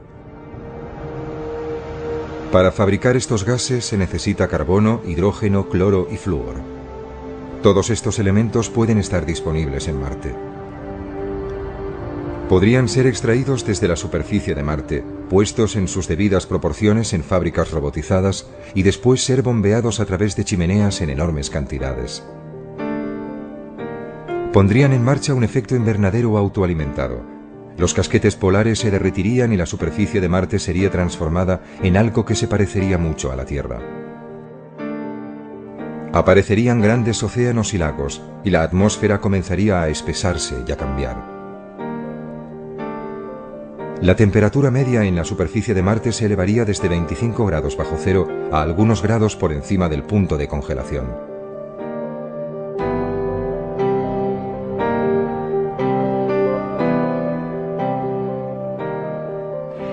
Calentándolo un poco, de modo que hubiera agua en la superficie y una atmósfera más densa.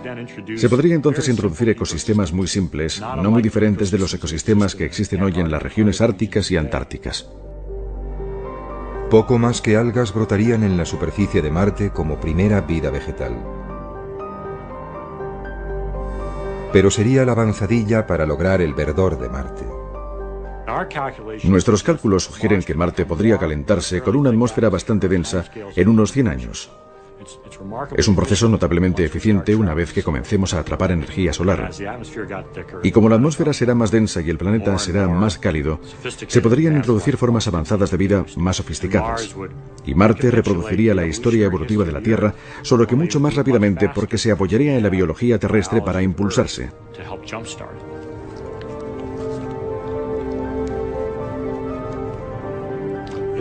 Es posible que si Marte fuese lo bastante cálido, quizá dentro de 100 años o algo así, podrían desarrollarse verdaderos bosques. Podríamos imaginar bosques de pinos como se ven en las laderas de una montaña terrestre creciendo en Marte. Para Christopher McKay, desarrollar la vida en Marte es una obligación que compete a los humanos como única especie inteligente. Pienso que debe haber vida en forma microbiana y simple en cualquier planeta que tenga agua líquida o que sea remotamente similar a la Tierra. Pienso que la vida es un hecho común. Sobre la inteligencia, pienso que es un tema más complejo. De hecho, creo que la inteligencia es rara, escasa, quizá incluso única en la Tierra. Pienso que sería un error no utilizar nuestra inteligencia y que actuáramos como cualquier animal. Debemos decir, ¿cuál es nuestro papel como miembros inteligentes de esta comunidad? ¿Qué podemos hacer para ayudar o mejorar? Y pienso que la respuesta es diseminar la vida, transportándola desde su origen aquí en la Tierra y llevándola a todas partes. Nosotros, como especie inteligente, somos los únicos que podemos hacerlo. Es una tarea digna como especie. Sería como construir pirámides y catedrales. Es algo que podemos hacer como regalo al resto del universo.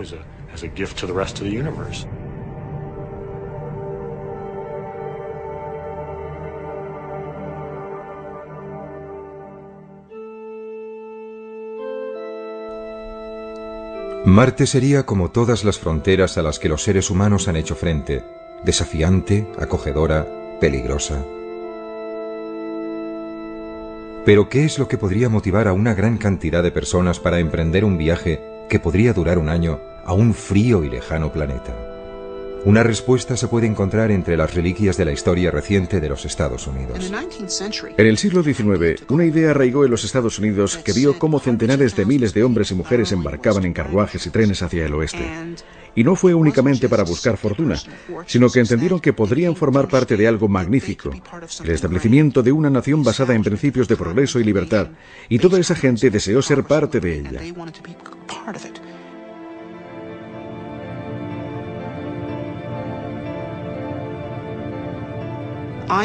Creo que cuando llegue a ser tecnológicamente posible colonizar Marte, tal como creo que sucederá en breve, habrá un gran número de personas dispuestas a participar, independientemente de las dificultades que conlleve.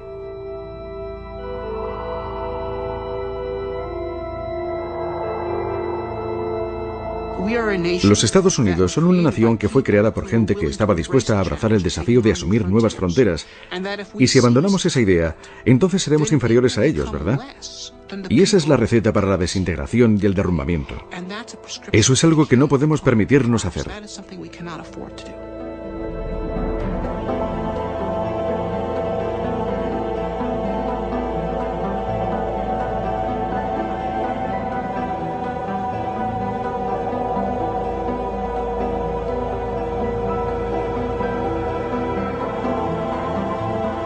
Robert Zubrin ha ideado una manera de transportar a los primeros seres humanos a Marte de forma relativamente barata, conocida como Marte Directo.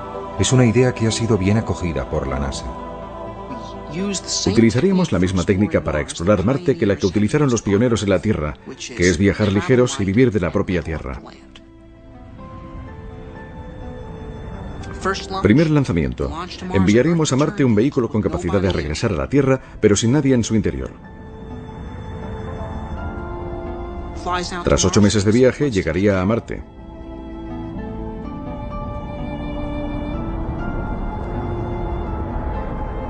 Aterrizaría y accionaría una bomba que aspiraría el aire de Marte, que es de dióxido de carbono, y se le haría reaccionar con un poco de hidrógeno traído desde la Tierra, lo cual permitiría aprovisionar al cohete con oxígeno y metano que usaría para propulsarse.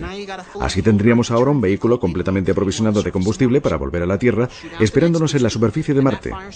Si entonces enviáramos a la siguiente tripulación, como el vehículo de vuelta ya les estaría esperando en Marte, no sería preciso que se desplazaran en esas gigantescas naves galácticas de combate.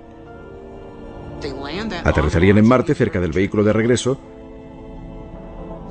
lo utilizarían como su hogar durante 1 año y medio, y al final de ese tiempo se introducirían en el vehículo, despegarían y viajarían directamente de nuevo a la Tierra. Abandonarían su propia estación en Marte, por lo que cada vez que tuviera lugar un viaje, se agregaría otro habitáculo a la base y gradualmente iríamos construyendo el primer establecimiento humano en un mundo nuevo.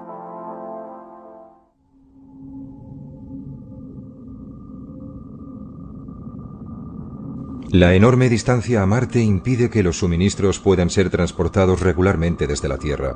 Por eso, los primeros colonos deberán excavar para extraer materiales de construcción, almacenar agua, fabricar oxígeno y hacer crecer su alimento directamente de Marte.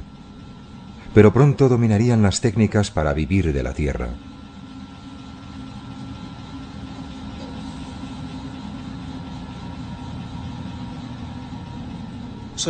Estaremos en una situación, quizás dentro de 50 años, en la que sabremos cómo ser autosuficientes en Marte y cómo llegar allí de un modo relativamente barato.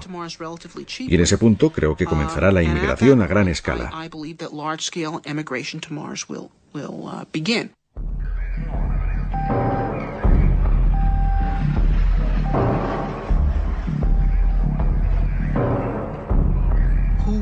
¿Quién lo hará?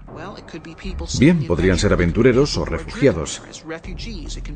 Podrían ser miembros de una secta religiosa que precisen tener un lugar donde ir para hacer su propio mundo. Una vez que llegue a ser posible ir, la gente irá. Creo que 50 años después tendremos más de 1 millón de personas viviendo en Marte. Quisiera vivir cerca del agua y con vistas a las montañas. Por ejemplo, en la orilla de la cuenca Elas, estaríamos al lado de una masa de agua similar a los grandes lagos o al Mediterráneo. Y justo al lado estaría toda una cordillera de montañas hacia el oeste.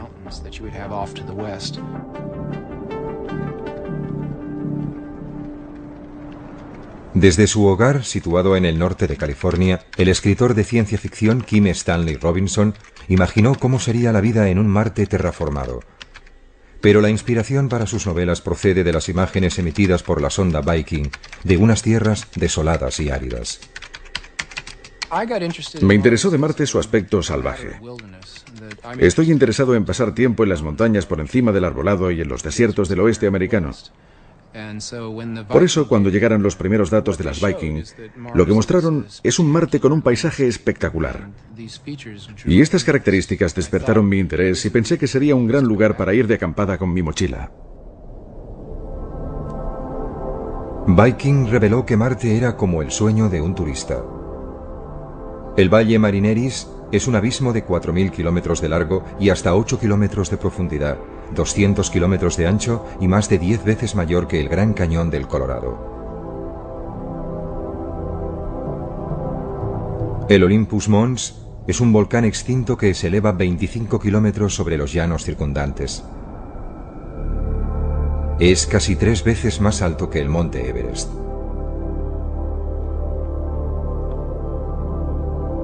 Con toda su variedad, Marte es hoy un enorme desierto vacío. ¿Debería permanecer así? Robinson prevé una batalla entre los defensores de un Marte rojo sin tocar y aquellos que prefieren un Marte verde y vivo. El conflicto rojo-verde en mis novelas tiene que ver con la idea de que habrá gente que se enamore de Marte tal como está ahora, y la idea de terraformarla le sonaría a sacrilegio.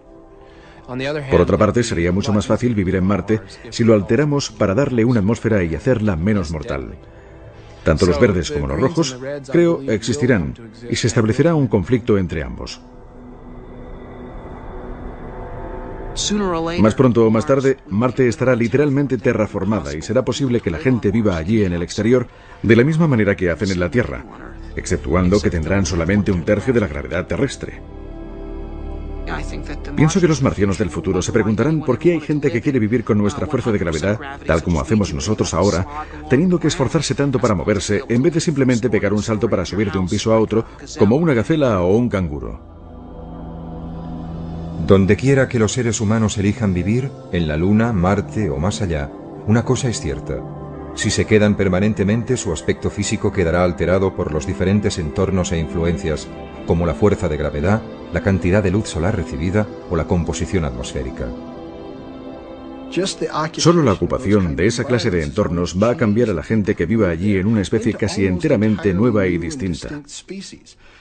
Después de 1 o 2 generaciones como máximo, por ejemplo, la gente que sea nativa de la Luna podrá ser varias decenas de centímetros más alta que la gente que sea nativa de la Tierra.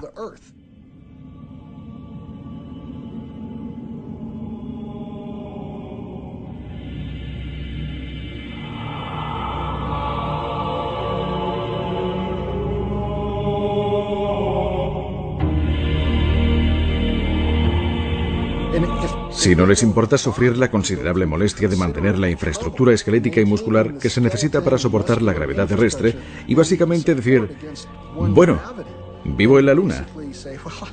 Y ¿sabe? Nunca me voy a desplazar a la Tierra excepto en vídeo o mediante dispositivos oculares holográficos. Voy a ser un selenita. Bueno, estas personas van a ser muy altas y muy delgadas, con una musculatura mínima, y después de cierto número de generaciones podemos encontrarnos literalmente con que los genotipos han evolucionado en una dirección propia diferente.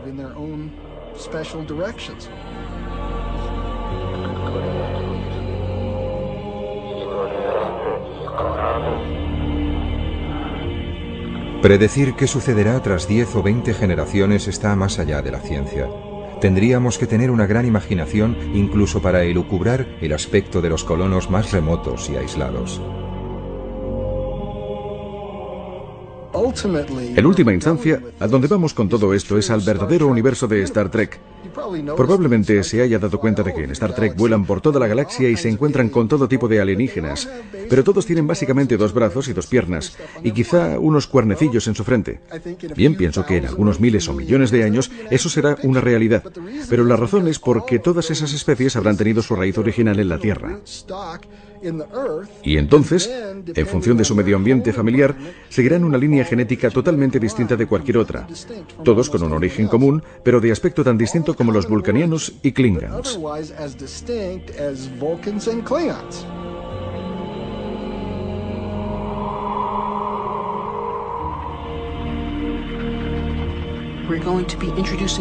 Vamos a introducir variaciones en la especie humana. La Tierra se ha quedado muy pequeña para mantener la diversidad de la cultura humana. En la naturaleza, la diversidad es la llave de la supervivencia de la especie. Y creo que así es como el hombre pervivirá y ampliará su diversidad, al diseminarse por todo el cosmos.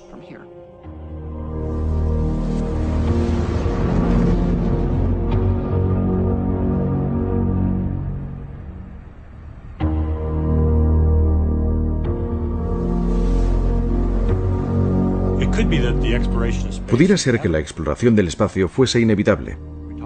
Hablamos de seres humanos y de su curiosidad natural para explorar, pero esta podría ser una característica más fundamental de la vida en sí misma. La vida podría ser un fenómeno que, por ejemplo, como un fuego, necesita crecer constantemente para mantenerse. Tiene que arder constantemente para que se mantenga. La vida puede ser así también. Puede ser que necesite estar constantemente en expansión y en crecimiento hacia nuevas fronteras para permanecer viva como un sistema global.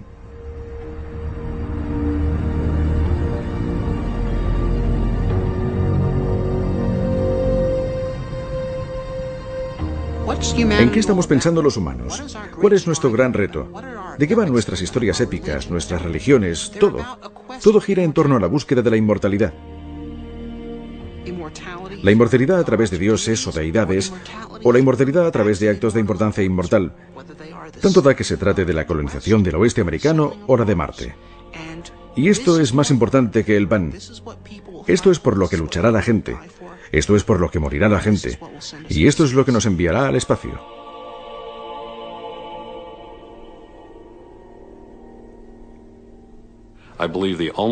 Creo que la única manera de salir al espacio es hacer...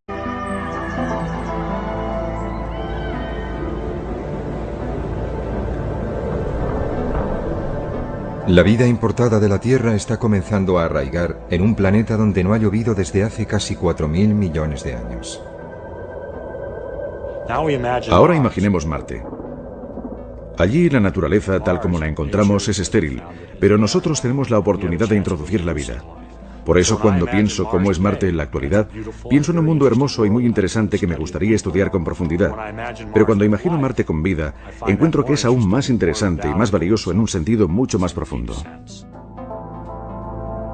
Más tarde, comenzarán a trabajar urbanistas en la superficie marciana, creando un nuevo hogar para los colonos que hayan hecho el mayor viaje de ida, sin vuelta, de sus vidas. Cuando se va a un nuevo lugar como Marte y se establece una nueva rama de la sociedad allí, se tiene la opción de llevarse las mejores ideas y dejar atrás las peores. Y la gente que colonice Marte no deseará volver a la Tierra. Desearán vivir en Marte y desarrollar su futuro allí o quizás incluso más allá, en otro punto del sistema solar.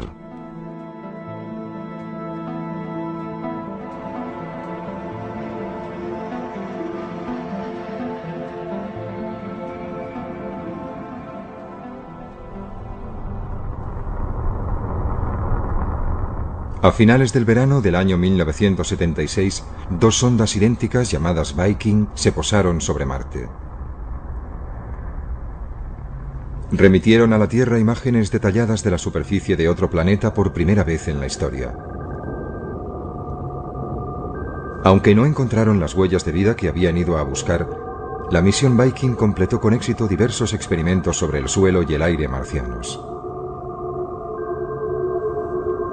Fue todo un triunfo científico.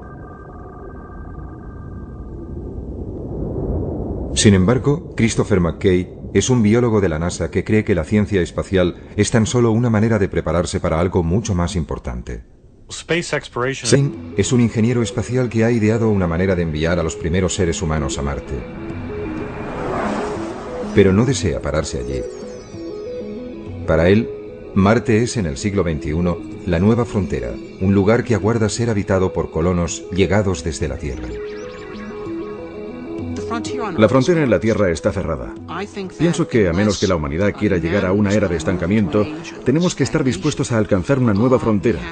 Y la nueva frontera está ahí fuera, en el espacio, y particularmente en Marte.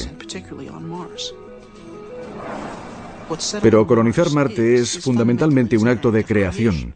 Lo que haremos es crear una nueva rama de la civilización humana, una nueva rama de la cultura humana. Es decir, no estamos haciendo esto por nosotros, lo estamos haciendo por ellos, lo estamos haciendo por los marcianos. ¿Es todo esto posible? Gran parte de la tecnología para llevarlo a cabo ya fue desarrollada en un corto periodo de casi 10 años, que empezó a finales de la década de los pasados años 50, con animales puestos en órbita en misiles balísticos. Este chimpancé iba a regresar sano y salvo, pero en ese momento poco o nada se sabía sobre si los seres humanos podrían sobrevivir en el espacio.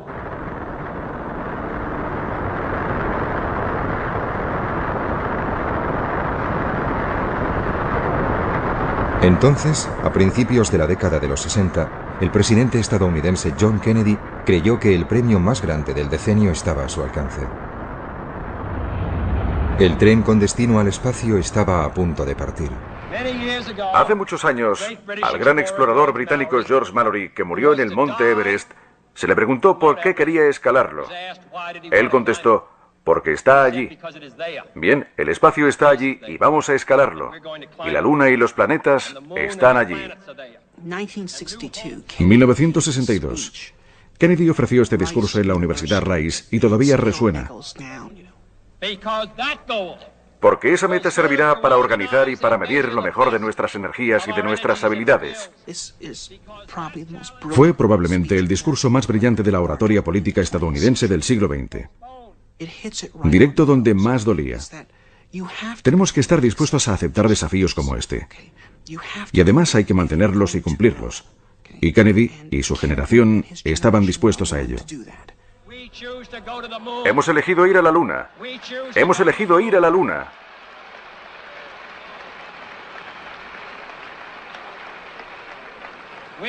Hemos elegido ir a la Luna en esta década y hacer otras cosas, no porque sea fácil, sino porque es difícil. Hemos elegido ir a la Luna no porque sea fácil, sino porque es difícil. Era un acto de fe y de una gran capacidad de visión, porque no se sabía qué beneficios nos aguardaban, pero el espacio estaba allí e íbamos a escalarlo. El programa espacial fue uno de los puntos culminantes del optimismo del siglo XX, una embriagadora mezcla de tecnología punta y osadía humana que hizo que todo pareciera posible. Primero la Luna, siguiente parada, las estrellas. ¿Cuáles fueron los beneficios del programa Apolo? Ciertamente no consistió solo en conseguir unos 50 kilos de piedras lunares. El verdadero beneficio del programa fue que toda una generación se inspiró en él para incorporarse a carreras científicas por la oferta, por la posibilidad de participar y formar parte de la gran aventura espacial, de ser pioneros. Eso es un hecho. Yo fui uno de ellos. Yo tenía 9 años cuando Kennedy hizo su discurso, su llamada para enviarnos a la Luna. Yo fui uno de los niños del programa Apolo.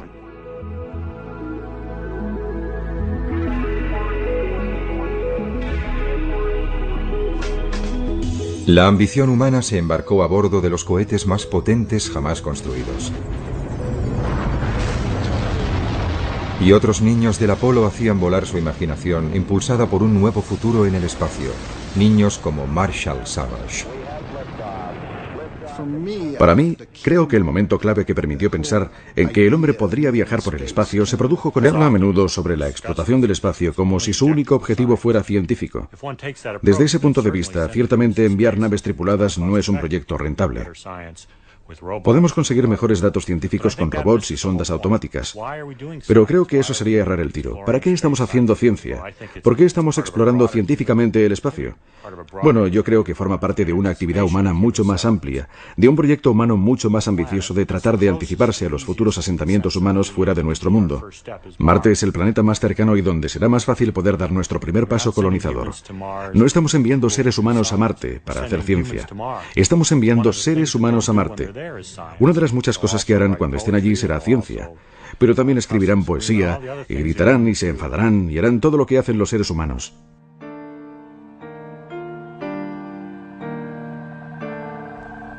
La misión Viking fue diseñada para durar tan solo 3 meses, pero sus módulos orbitales y de aterrizaje enviaron un enorme flujo de datos durante 6 años, incluyendo más de 50.000 fotografías que cubrían el 97% de la superficie de Marte.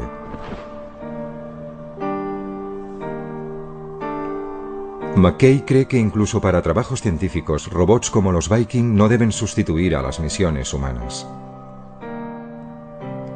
La gente habla de enviar robots para explorar otros planetas y no de la necesidad de enviar seres humanos. Pero yo encuentro eso totalmente carente de interés. Lo comparo quizá con ir a París, pero en vez realmente de ir a París uno mismo, simplemente enviamos una cámara fotográfica para que tome imágenes. Y cuando la cámara regresa, revelamos las fotos, las miramos, pensamos, bien, fue estupendo, he estado en París.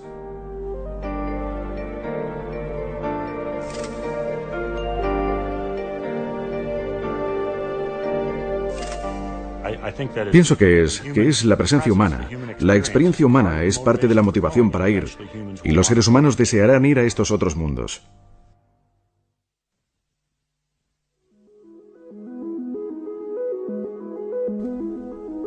Pero, ¿por qué habríamos de dar el siguiente paso de establecer colonias humanas en otros planetas? Robert Zubrin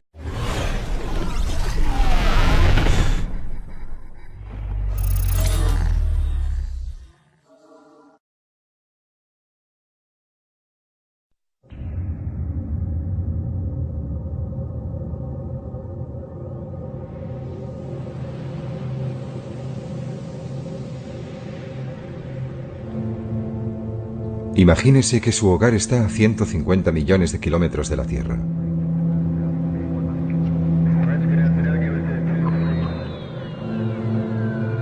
Se han establecido los primeros asentamientos humanos en otros lugares del sistema solar.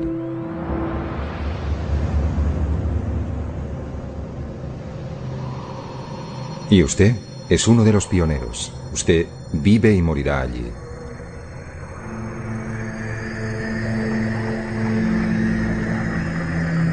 Bienvenido al futuro fuera de nuestro planeta madre.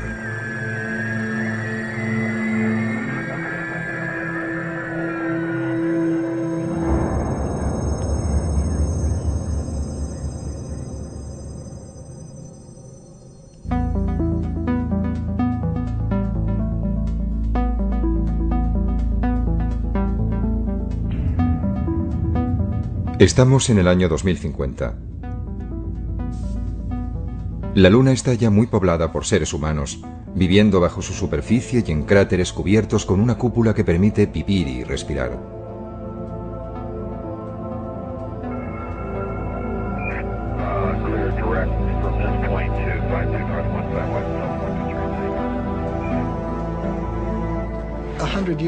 Dentro de 100 años, cuando mis nietos vayan a visitar a alguien en la Luna o vayan a vivir allí, no vivirán en estériles e inertes estructuras metálicas, al igual que a nosotros no nos gustaría hacerlo, ¿sabes? Vivirán en bonitos y bien cuidados parques con árboles de 200 metros de altura y serán capaces de volar como los pájaros.